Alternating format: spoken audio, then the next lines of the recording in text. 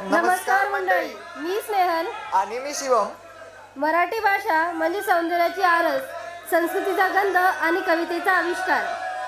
कवितेच्या ओळीमधून मनाचा ठाव घेतलेल्या या काव्य मैफिलीमध्ये तुम्हा सर्वांचं मनपूर्वक स्वागत.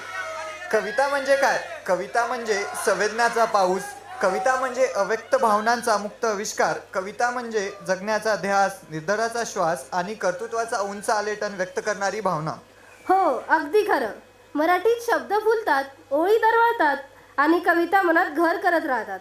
कधी कधी मनात खूप भावना असतात, पण व्यक्त करायला शब्द सापडत नाहीत. मग काय करायचं? तेव्हाच कविता मदतीला येते. कविता आपलं मन हलकं करते, म्हणून ती तुम्ही, मी आणि प्रत्येकासाठी असते. तर जोरात टाळ्यांच्या गजरात आपण स्वागत करूया प्रशांत क्षीरसागर यांचं.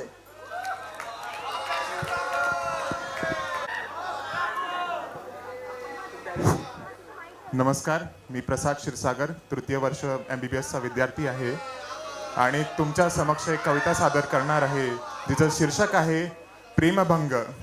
कवितेला सुरुवात करण्यापूर्वी काही ओळी आहेत की नदीसाठी किनाऱ्यानं आयुष्यभर झुरावं, नदीसाठी किनाऱ्यानं आयुष्यभर झुरावं आणि बिचाऱ्याला छडून तिनं समुद्राला मिळावं.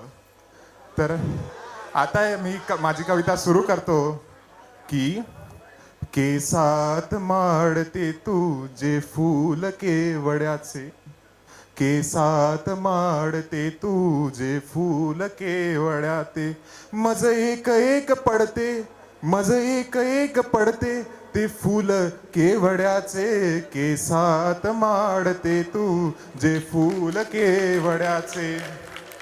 झालो कधी कधी मी बागेत बाग माडी, झालो कधी कधी मी बागेत बाग माडी, अनमोल घेतले मी, अनमोल घेतले मी ते फूल तेवड्याचे, केसात माडते तुझे फूल केवड्याचे.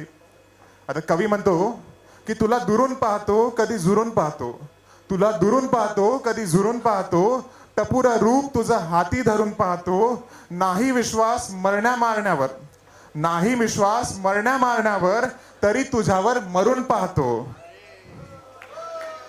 त्या सर्व पाकड्यांचा आता हिशेब व्हावा, त्या सर्व पाकड्यांचा आता हिशेब व्हावा. आणून दिले तुला मी, आणून दिले तुला मी ते फूल जेवड्याचे, केसात माडते तू जे फूल केवड्याचे. सखे तुझ्या प्रेमात अशी वेळ आली, सखे तुझ्या प्रेमात अशी वेळ आली, हजारो खर्च करून ही हाती भेड आली.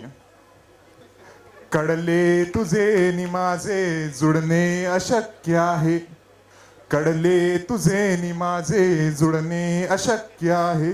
तू कोवडी चमेली, तू कोवडी चमेली, मी फूल घेवड्याचे, केसात माडते तू जे फूल केवड्याचे.